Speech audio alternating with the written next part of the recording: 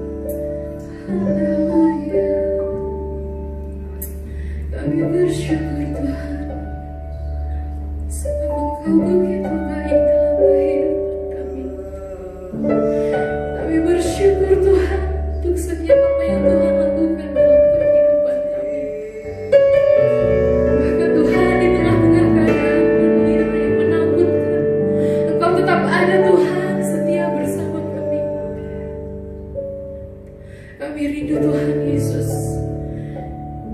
Kami rindu Tuhan untuk mendengarkan kebenaran firman. Biarlah senantiasa Tuhan Yesus kami mempunyai telinga yang mau mendengarkan Tuhan, supaya kami boleh mengerti apa yang menjadi isi hati-Mu lewat kebenaran firman-Mu Tuhan. Hamba-Mu yang sudah Engkau persiapkan Bapa, Engkau pegang dengan luar biasa Tuhan. Engkau sembunyikan dia di kaki salib-Mu Bapa, supaya apa yang boleh keluar Tuhan dari mulutnya semua adalah perkataan-Mu Tuhan. Engkau berkati kami Tuhan, baik yang di tempat ini, baik jemaat Tuhan yang di rumah-rumah. Biarlah boleh diberkati lewat kebenaran firman ini. Terima kasih Tuhan, kami siap untuk mendengarkan kebenaran firman. Hanya di dalam nama Tuhan Yesus kami berdoa dan mengucap syukur. Haleluya, haleluya, amin.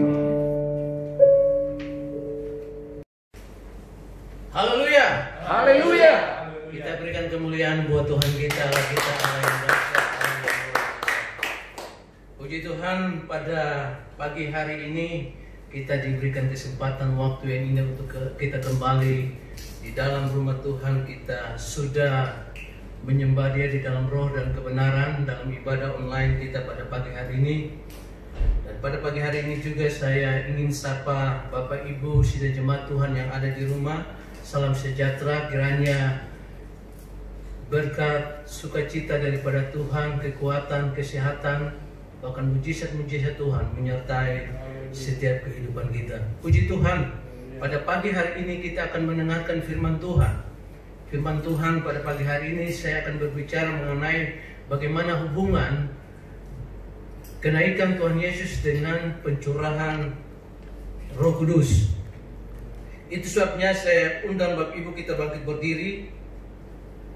Kita akan baca firman Tuhan di dalam Kisah Para Rasul 1 ayat 6 sampai ayatnya yang ke-11.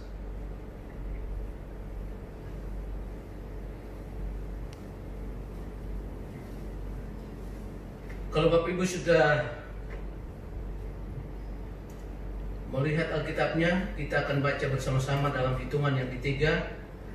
Maka bertanyalah mereka yang berkumpul di situ, Tuhan, maukah Engkau pada masa ini memulihkan kerajaan bagi Israel? Jawabnya, Engkau tidak perlu mematuhi masa dan waktu yang ditetapkan Bapa sendiri menurut kuasanya. Tetapi kamu akan menerima kuasa kalau Roh Kudus turun ke atas kamu, dan kamu akan menjadi saksiku di Yerusalem dan di seluruh Yudea dan Samaria dan sampai ke ujung bumi. Tetapi kamu 9.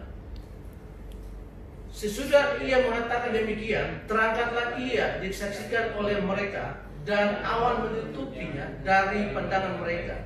Ayat 10. Ketika mereka sedang menatap ke langit, waktu ia naik itu, tiba-tiba berdirilah 2 orang yang berpakaian putih dekat mereka. Dan berkata kepada mereka, hai orang-orang Galilea, mengapakah kamu berdiri melihat ke langit? Yesus ini yang terangkat ke surga, meninggalkan kamu, akan datang kembali dengan cara yang sama seperti kamu melihat Dia naik ke surga. Bapak Ibu yang dikasihi oleh Tuhan Yesus Kristus, kenaikan Kristus adalah peristiwa historis yang bernilai sejarah, karena peristiwa ini benar-benar terjadi 2000 tahun yang lalu. Ini bukan sekedar cerita-cerita dongeng atau khayalan atau apapun saudara, tapi ini adalah peristiwa yang benar-benar terjadi. Nah, kenaikan Tuhan Yesus Kristus ke surga saudara, ini menunjukkan kepada kita bahwa ada suatu masa transisi di mana pelayanan duniawi itu akan berakhir dan masuk kepada sebuah pelayanan surgawi. Kenaikan Kristus ke surga ini juga menunjukkan bahwa peranan Yesus sebagai manusia 100% itu telah selesai. Ketika Bapa mengutus Dia ke dalam dunia, dan saatnya dia kembali ke surga. Kenaikan Yesus Kristus juga menunjukkan kepada kita bahwa tanggung jawab yang diberikan Allah kepada Yesus untuk Yesus melaksanakan di tengah-tengah dunia dalam melakukan misi penyelamatan itu telah selesai. Itu sebabnya Yesus terangkat ke surga. Jadi Bapak Ibu Saudara yang dikasihi oleh Tuhan Yesus, peristiwa kenaikan Kristus ini adalah peristiwa yang luar biasa. Peristiwa kenaikan Yesus juga menunjukkan bahwa saatnya Dia akan dimuliakan oleh Bapaknya. Di dalam Filipi katakan bahwa Yesus adalah Allah sendiri. Dia tidak menganggap kesetaraan dengan Allah sebagai milik yang harus dipertahankan, tetapi dia merendahkan dirinya serendah-rendahnya, menjadi hamba, bahkan menjadi manusia dan taat sampai mati. Itu sebabnya ketika dia naik ke surga, itu adalah salah satu alasan Allah akan memuliakan dia. Di dalam Filipi 2 ayat 9, di sana dikatakan bahwa dia akan diberikan nama di atas segala nama. Dan di dalam nama itu, ya, semua yang ada di atas langit, di bumi, di bawah bumi, ya, itu akan sujud menyembah Dia.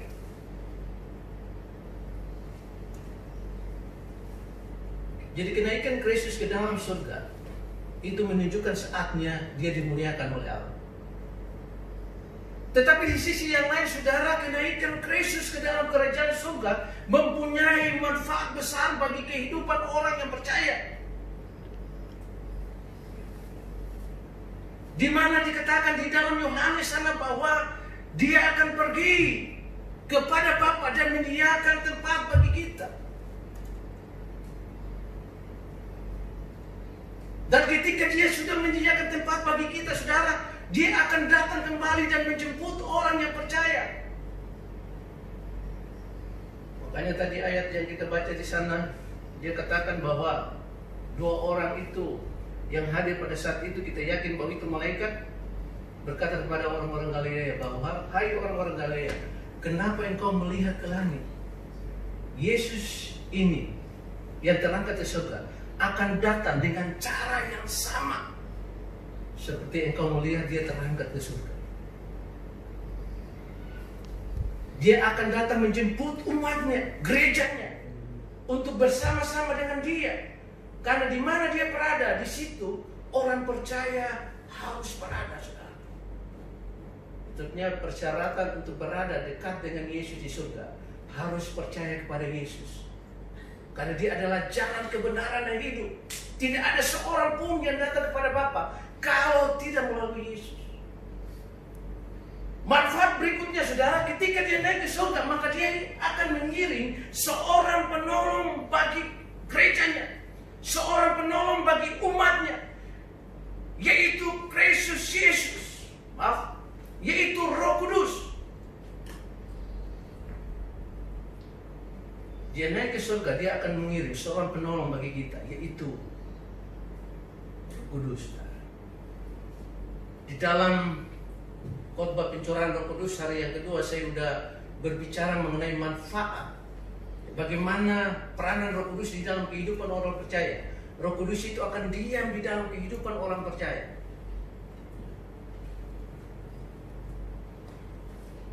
Dan saat ini, saudara, saya akan berbicara mengenai bagaimana peranan Roh Kudus itu di dalam kehidupan orang percaya, saudara.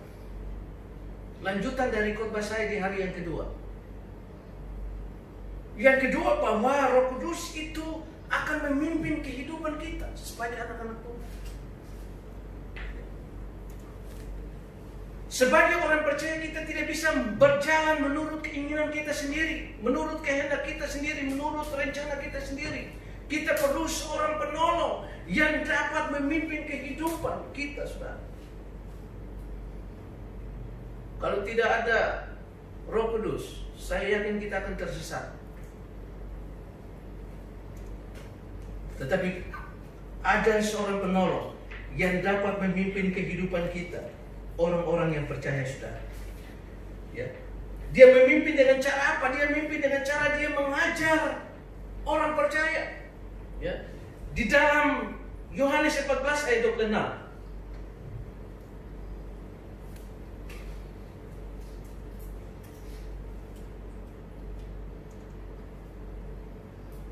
Di sana dikatakan bahwa tetapi penghibur, yaitu Roh Kudus yang akan diutus oleh Bapa dalam namaku, Dialah yang akan mengajar segala sesuatu kepadamu dan akan mengingatkan kamu akan semua yang telah kukatakan kepadamu. Roh penghibur itu, Roh penolong itu, Parakletos, Dia yang akan mengajar kita ke dalam segala sesuatu dan mengingatkan kita, saudara. Jadi Roh Kudus itu akan mengajar kita. Dia akan mengajar kita tentang bagaimana kita memahami firman Tuhan. Karena dengan otak kita, dengan kepintaran kita, kita tidak bisa memahami firman Tuhan dengan benar. Karena di sana kita akan menemukan kesulitan-kesulitan. Banyak pertanyaan-pertanyaan yang harus kita jawab, saudara. Dan kalau kita tidak dituntun oleh Roh Kudus, maka kita bisa tersesat. Roh Kudus yang dapat mengajar kita untuk memahami keberadaan daripada Allah itu sendiri. Roh Kudus itu yang akan mengajar kita untuk memahami apa sebenarnya dirinya sendiri, saudara. Apa sebenarnya Kristus itu. Kita perlu tuntunan dari Roh Kudus. Ya, guru kita yang sejati, guru kita yang sempurna adalah Roh Kudus. Pendeta bisa salah, dosen-dosen teologi bisa salah di dalam menafsirkan kebenaran firman Tuhan, tetapi Roh Kudus tidak pernah salah, saudara. Amin. Itu sebabnya kita harus minta Roh Kudus turun di atas kehidupan kita supaya Dia mengajar kita, karena Roh Kudus akan mengajar kita ke dalam segala sesuatu. Apa saja pengetahuan guru-guru besar di dalam dunia ini terbatas, tetapi Roh Kudus tidak terbatas. Karena Dia adalah Allah sendiri yang maha tahu, saudara. Yang kedua, Roh Kudus memimpin kita dengan cara apa, saudara? Dengan cara Ia memimpin kita ke dalam seluruh kebenaran. Bukan salah satu kebenaran saja, tetapi seluruh kebenaran. Roh Kudus dapat memimpin itu, saudara. Bapak Ibu Saudara yang dikasihi oleh Tuhan Yesus, firman Allah berkata bahwa sumber kebenaran itu sendiri adalah Injil. Kalau kita lihat di dalam Roma 1 ayat 16 sampai 17.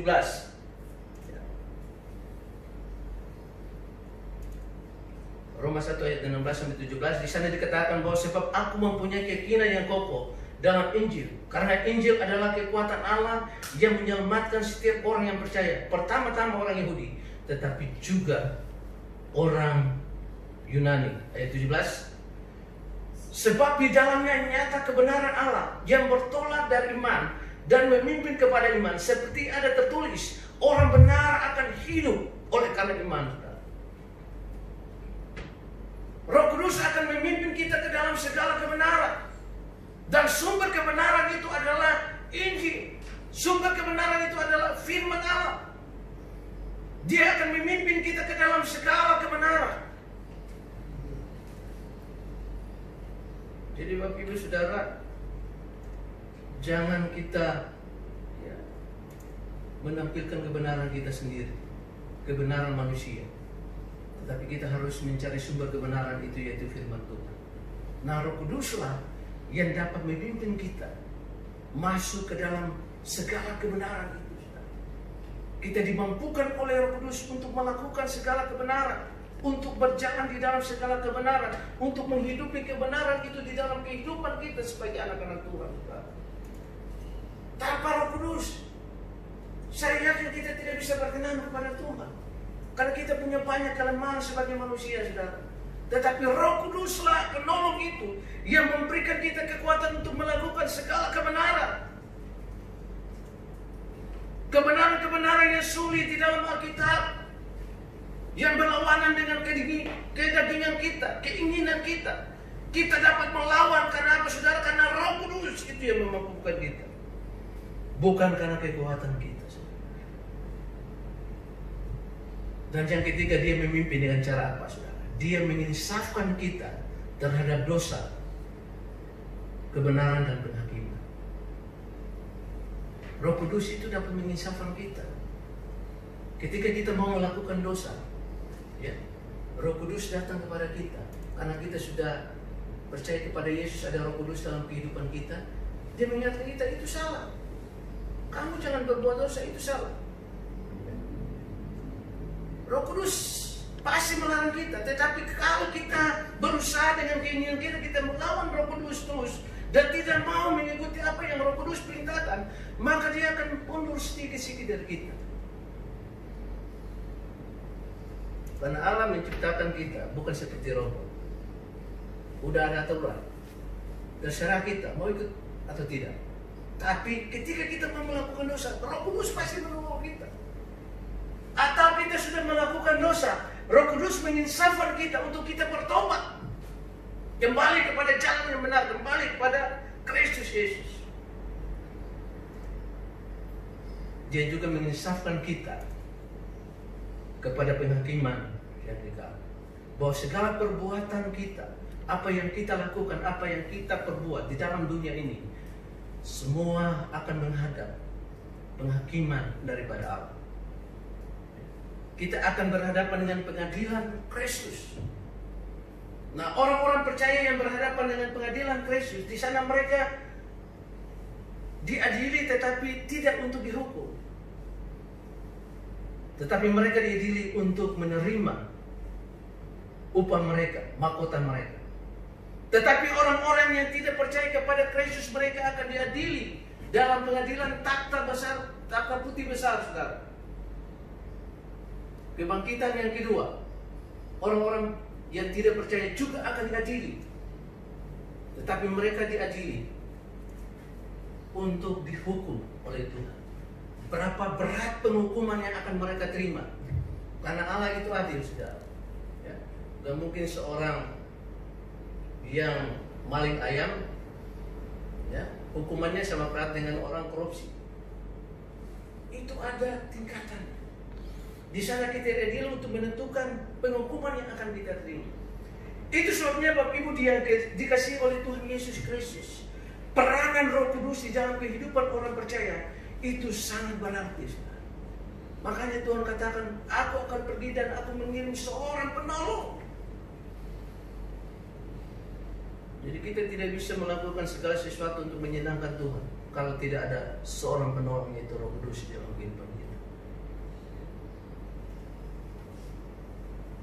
Itu sebabnya pada saat-saat ini di mana kita menunggu pencurahan Roh Kudus, ya, 10 hari, kita harus berusaha betul-betul untuk kita yang belum dibaptis, ya, minta baptisan Roh Kudus. Dan kalau sudah dibaptis, minta supaya saudara dipenuhkan terus oleh Roh Kudus. Karena peranan Roh Kudus di dalam kehidupan orang percaya itu sangat penting, saudara. Kalau kita tidak bersama-sama dengan Roh Kudus, maka kita akan menjadi orang-orang yang binasa, saudara. Sekalipun kita sudah percaya kepada Yesus, bisa saja kita meninggalkan Yesus. Karena dengan kekuatan kita sendiri kita tidak mampu. Hanya oleh kekuatan Roh Kudus. Makanya firman Tuhan katakan kita akan diterbangkan oleh Allah dengan 2 sayap burung nasa, yaitu firman dan Roh Kudus. Orang-orang yang mengandalkan firman, orang-orang yang mengandalkan kekuatan Roh Kudus yang akan, ya, diangkat oleh Tuhan. Ya, peranan Roh Kudus dalam kehidupan orang percaya itu sangat penting. Kalau kita baca Matius sana, ya, 5 gadis yang bodoh, ada pelita tetapi tidak ada minyak, tidak akan masuk di dalam, ya, perjumpaan dengan Tuhan. Firman ada tapi Roh Kudus tidak ada, tidak masuk. Itu sebabnya peranan Roh Kudus dalam kehidupan orang percaya itu sangat penting dan sangat diperlukan oleh gereja Tuhan. Puji Tuhan. Firman Tuhan pada Saat ini saya tidak berpanjang, kita berdoa biar Roh Kudus selalu menyertai kehidupan kita.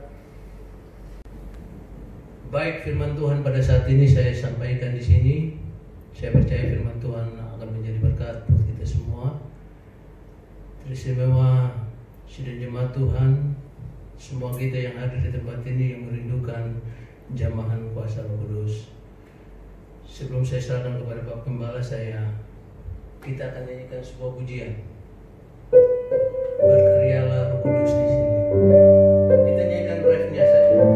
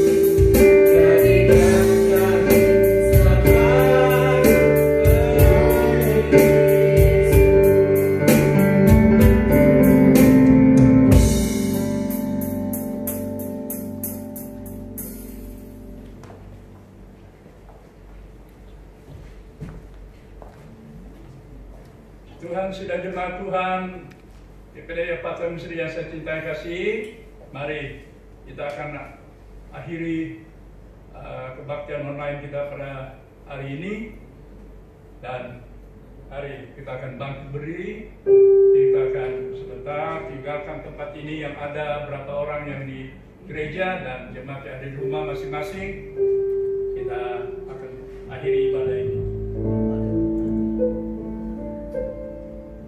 Bapa kami yang ada di dalam surga, di dalam nama Tuhan Yesus Kristus, Tuhan dan Juru Selamat kami sudah dengar firman Tuhan, Roh Kudus yang berkarya, yang akan membawa kami akan dari sekarang menuju gereja sempurna, gereja terpilih, gereja pengantin mempelai Kristus. Itu sebabnya Tuhan tolong kami, biarlah kami di akhir zaman ini, kami boleh tetap setia. Diawali, dipanggil, terpanggil, dipilih, bukan kami milih Yesus, Yesus milih kami. Kami tetap setia, bahkan sampai Yesus datang bersama anak gembala, kami akan menang. Kami akan sampai pada pengangkatan gereja Tuhan vertikal, dan Tuhan kami percaya ini digenapkan bagi kami. Itu sebabnya hari ini Tuhan tolong kami, berkati kami semua, pekerjaan usaha mata pencarian, yang dagang, yang bekerja, yang Tuhan di kantor dimanapun, diberkati Tuhan. Yang anak-anak di bangku pendidikan dari PAUD sampai SD, SMP, SMA, perguruan tinggi, jadikan mereka berhasil, beruntung, menjadi anak-anak yang pandai, cerdas, jenius. Dan kami semua di hari-hari ini, kami dilawati Tuhan, dilindungi, dipelihara, dijaga, dibela, dan Tuhan tutup bungkus kami dengan darah-Mu. Sepanjang hari dan seterusnya, jauhkan kami mara bahaya, malapetaka, percobaan-percobaan, sakit penyakit, bahkan kecelakaan, musibah, bencana alam, roh maut, kematian, singkirkan dari kami. Kegagalan apapun, roh kuasa-kuasa iblis atau roh jahat, di dalam nama Tuhan Yesus dan segala penyakit, alaukan dari kami, hancurkan dengan darah-Mu, sehingga kami selalu Tuhan menyertai mulai hari ini sampai kesudahan alam. Ampuni salah dosa kami akhiri ibadah kami dan jemaat yang ada di rumah maupun yang ada berapa di gereja. Mari kita angkat kedua tangan kita. Dan sekarang saudara-saudaraku, terimalah berkat damai sejahtera dari Allah Bapa surga, kasih karunia kemurahan dari Yesus Kristus Tuhan kami, dalam pimpinan Roh Kudus mulai hari ini sampai Maranatha pada kesudahan, dan sampai kita bersama-sama Yesus di langit dan bumi baru, sorga yang mulia. Sekali lagi ampuni salah dosa kami akhiri ibadah kami hanya di dalam nama Tuhan Yesus Kristus, Tuhan dan Juru Selamat kami, kasih kami, penyembuh yang ajaib dari segala penyakit, menolong, menjawab doa kami yang pasti. Kami sudah berdoa dan menjawab syukur semua. Haleluya, haleluya, haleluya. Puji Tuhan. Semua katakan Amin. amin.